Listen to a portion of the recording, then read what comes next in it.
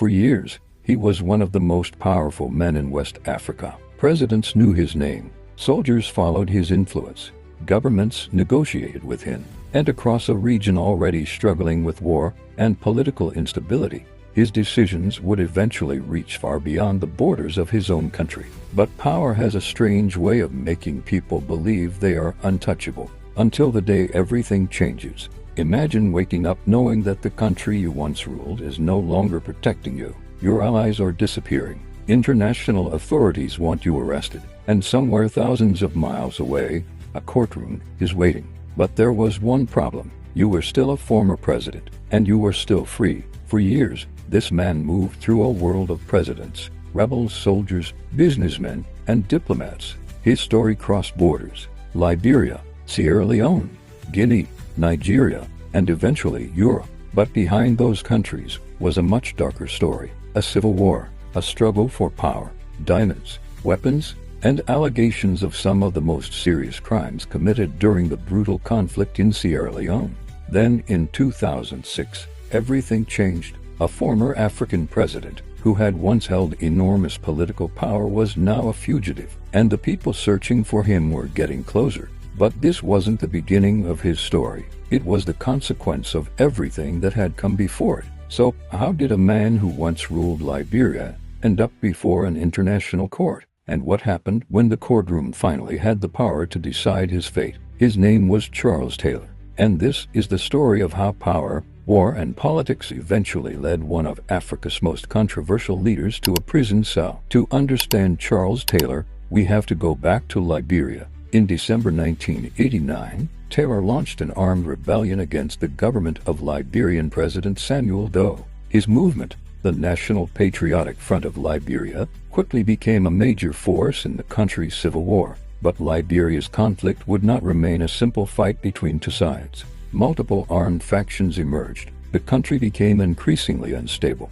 and neighboring countries became involved. Taylor's objective, however, remained clear. He wanted power, and after years of conflict, he would eventually get it. In 1997, Liberia held elections. Charles Taylor won. The rebel leader had become the president of Liberia. It was an extraordinary transformation. The man who had once fought against the government was now the government. But while Taylor was consolidating his position in Liberia, another war was devastating neighboring Sierra Leone. And this is where his story would become international. In 1991, the Revolutionary United Front, known as the RUF, launched a rebellion in Sierra Leone. Because of security concerns, Taylor's trial was held in The Hague, Netherlands. The prosecution presented witnesses and documentary evidence. The defense challenged the prosecution's case, and Taylor himself eventually took the witness stand. The trial lasted years. More than 1,000 exhibits were admitted into evidence. The judges had to examine whether Taylor was actually responsible for the crimes charged against him, not based on rumors, not based on his reputation, but based on evidence. And after years of proceedings, the court finally reached its decision. April 26, 2012, the Special Court for Sierra Leone delivered its judgment. Charles Taylor was found guilty on all 11 counts. The court concluded that he was criminally responsible through planning and aiding and abetting crimes committed by rebel forces in Sierra Leone. A man who had once commanded an armed movement, who had later become president, was now a convicted war criminal. But the final chapter wasn't over. The court still had to decide his punishment. On May 30, 2012, the court sentenced Charles Taylor to 50 years in prison.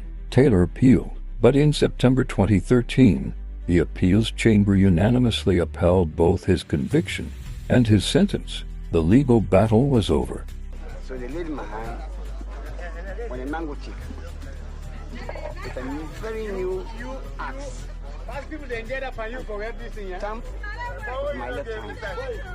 Charles Taylor's story is bigger than one man. It is a story about how a conflict can cross borders, how natural resources can become part of a war economy.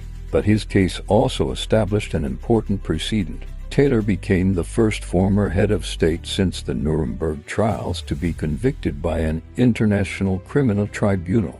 His conviction demonstrated that holding the highest political office did not automatically place someone beyond international criminal justice. Charles Taylor once held the presidency of Liberia. He once commanded an armed movement. He once lived in political exile, but eventually, all of those positions disappeared. What remained was the judgment, 11 convictions, 50 years in prison, and a place in one of the most consequential international criminal cases in modern African history. The story of Charles Taylor leaves us with a question. How long can power protect a person from the consequences of their actions? For Taylor, the answer eventually came in a courtroom thousands of miles from the country he once ruled. His story is a reminder that Africa's history is not simply a collection of political victories and economic achievements.